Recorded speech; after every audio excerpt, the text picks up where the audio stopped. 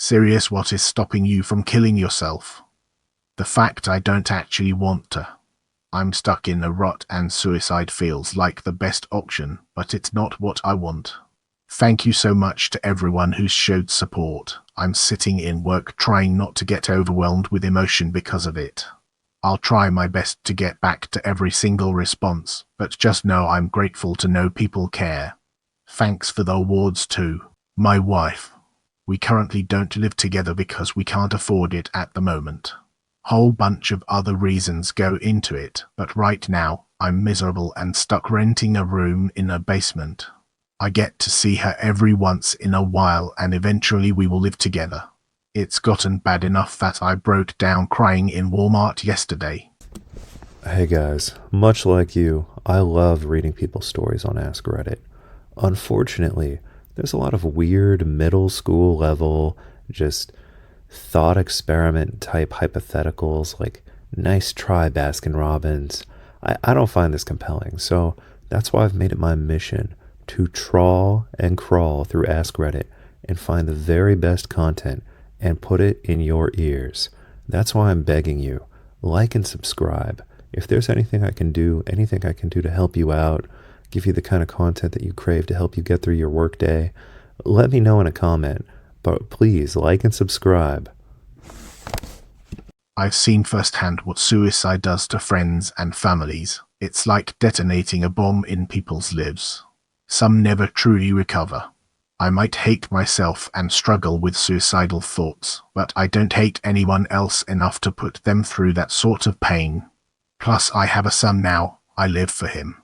Since some people are commenting about this, no, I'm not calling people who kill themselves selfish. I struggle with suicidal thoughts, and the reality that my death would devastate people in my life doesn't just make those feelings disappear or invalidate my reasons for feeling them. In the words of Carl Sagan, better by far to embrace a hard truth than a reassuring fable. The truth is that those who suicide are looking to end the pain. It's also the truth that people in that person's life will likely be deeply and forever traumatized by their suicide, regardless of their motivations. Both these points can be, and are nearly always, true.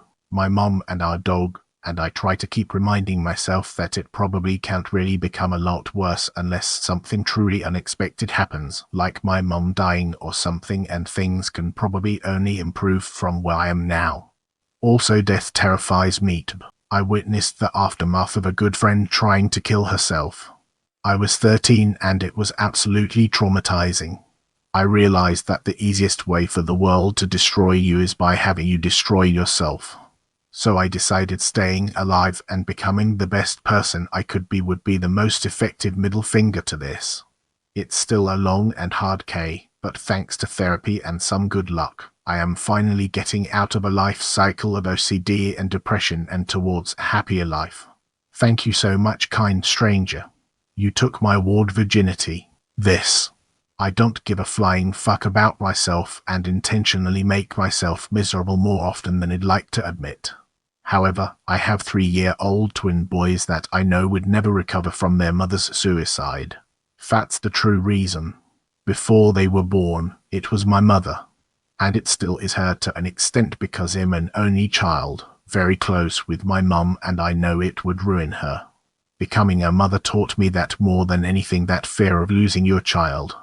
If I just took myself out like that, everything my mother has sacrificed and poured into me would be for nothing. To the kind stranger who gave me my first award, it literally made me let a little squeal of surprise joy, so thank you.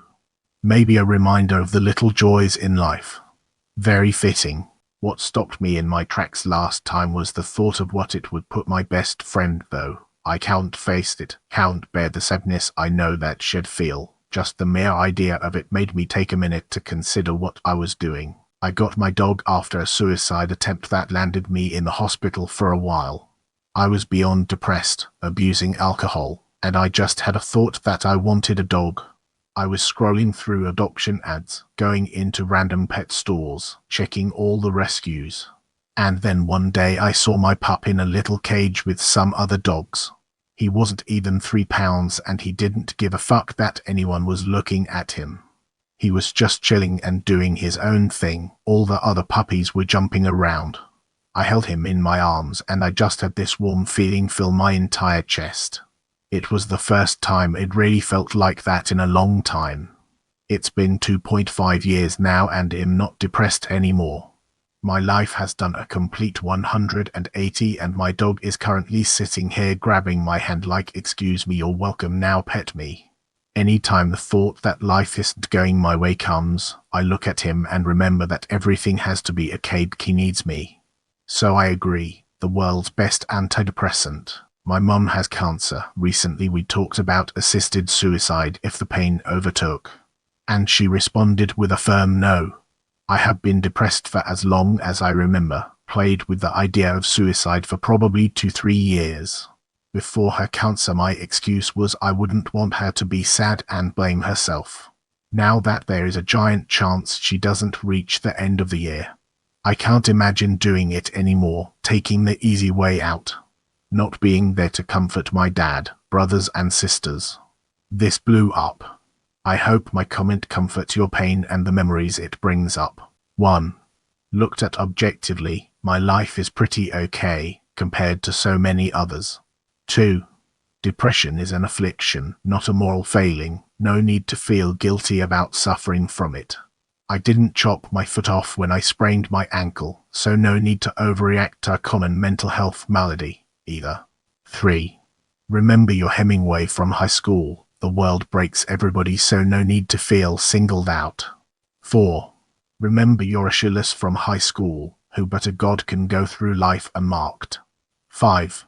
So many people have emerged out the other side of depression, maybe not entirely cured but able to function and even appreciate life again. When you're going through a slough, you've got to remember that it has a beginning, a middle and an end.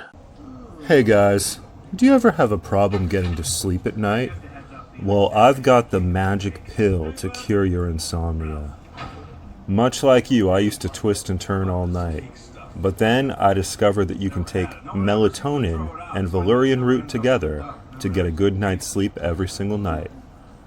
I've been taking it every night by for years and years. I've been taking Valerian and melatonin, and this is my life hack to get a good night's sleep and vivid dreams every night. So be sure to click my affiliate links, and I will give you the gift of a good night's sleep. Jumping off a bridge has a very high chance of fuck-up.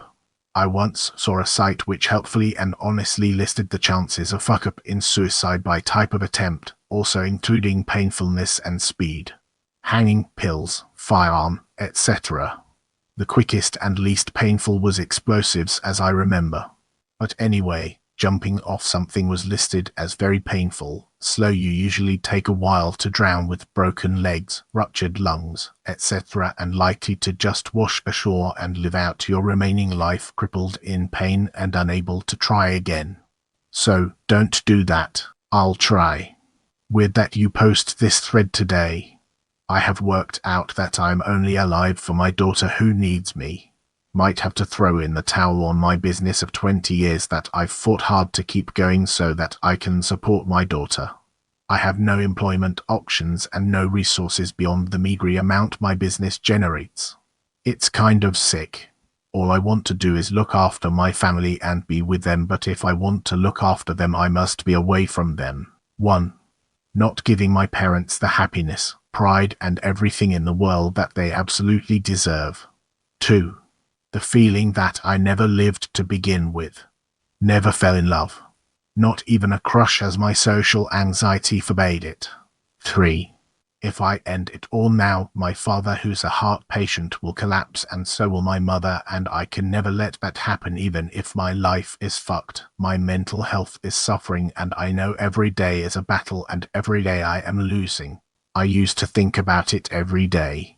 I've recently been severely fucked over, massively. I'm homeless. Been homeless for 7 days. I've never been happier, haven't thought about killing myself once. I have an apartment on the 15th, but it's gone. It ends. I promise, it eventually gets better. I was in so deep I forced myself to move hundreds of miles away because I knew staying meant inevitable suicide. Now I have so many amazing things to live for that bring me joy. Hang in, your life holds so much worth, but you need to care for yourself so as to better be there for your child. I struggle with this all the time. My wife and child need me, but they need a healthy me. I can't effectively be the husband father they need if I don't at least minimally take care of myself. Know this, they need a healthy you. A stable, present you. One of my dad's friends jumped off a bridge, I believe the Brooklyn Bridge, and survived the initial attempt. He spent the next 3 days in the hospital before he finally died. I can't imagine how much pain he must have been during those last few days. I've a similar reason. I always thought that no one could help me. I isolated myself thinking that talking to someone would never make it better, but I let people in and it helped. I made so many close friends and reconnected with my old ones. I love waking up to texts from them, and I like that I've some people to give my love and care to. It's really fulfilling. Almost 2 years ago, my friend tried to shoot himself in the head. He wasn't successful, and because the rifle was at an angle, he ended up missing his brain and blew out the side of his face. He lost part of his face, including an eye. His mum found him and had to keep his head together with her hands while a helicopter came to bring him to the hospital. He survived and had a horrible, painful recovery emotionally and physically. Spelling. My cat. I actually have 2. One ended up with me and the other I picked out after my old kitty died. Rip little girl. While I love and care dearly for both my boys, it's the replacement I picked up from the shelter that keeps me going. He's the reason I don't call into work more often and what makes me excited to get home from work. And vacations. Actual vacations. I feel like I didn't experience my first real vacation until I was 30, and it was a lifesaver. Literally. I was fairly certain if I didn't go somewhere for my 30th birthday I was just going to drink myself to death at home. Ended up going out west, first vacation alone, saw mountains for the first time and met some amazing locals. It really rejuvenated my faith in humanity and reminded me that people can be genuine and truly nice and not need a reason for it. It also made me realize just how much of the us I hadn't seen and need to see. So now I'm working on seeing all the national parks in my lifetime. First one is coming up in May. I'm so stoked. I turned 36 this year, and I decided to focus on my physical fitness, so I bought a swim club membership. The only problem was, most of the time when I go swimming, I wind up getting an ear infection.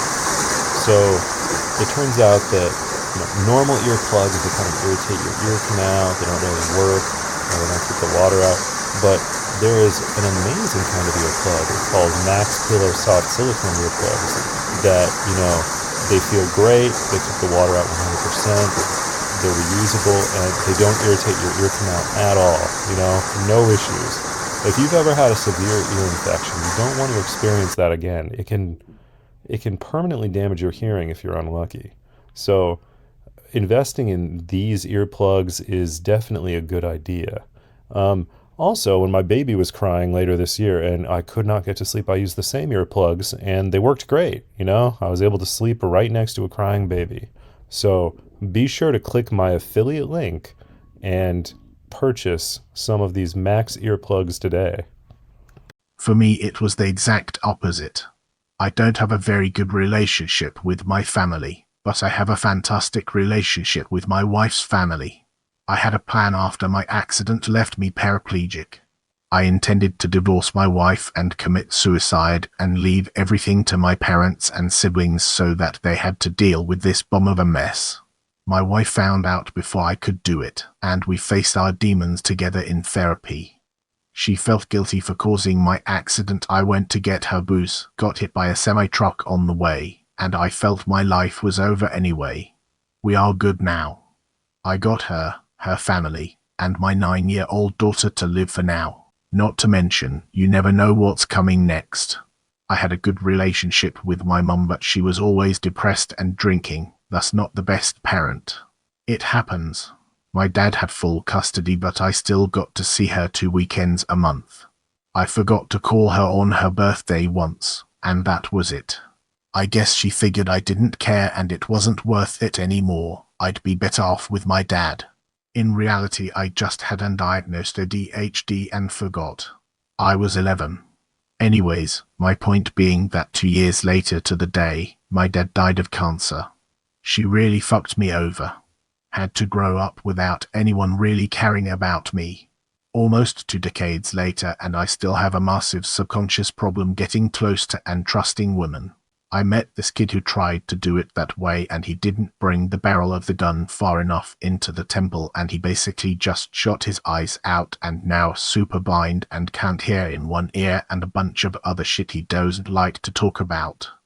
There's definitely a lot of room to fuck up. I have always loved this segment of Hamlet's soliloquy, but that the dread of something after death, the undiscovered country from whose bourne no traveller returns, puzzles the will and makes us rather bear those ills we have than fly to others that we know not of.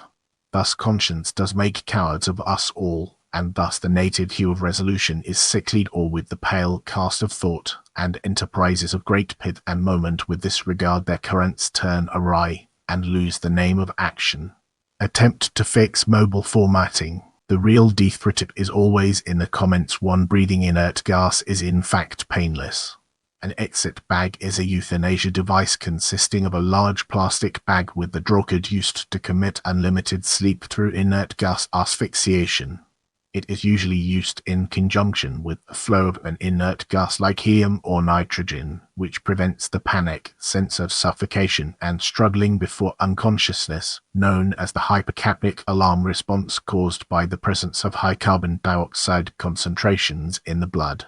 2 in for 3 exit international for rational thinking for educational purposes only. I turned 36 this year, and I decided to focus on my physical fitness, so I bought a swim club membership. The only problem was, most of the time when I go swimming, I wind up getting an ear infection. So it turns out that normal earplugs that kind of irritate your ear canal, they don't really work, they don't keep the water out, but there is an amazing kind of earplug. It's called Mack's Pillow Soft Silicone earplugs that, they feel great, they keep the water out 100%, they're reusable, and they don't irritate your ear canal at all, no issues. If you've ever had a severe ear infection, you don't want to experience that again. It can permanently damage your hearing if you're unlucky. So investing in these earplugs is definitely a good idea.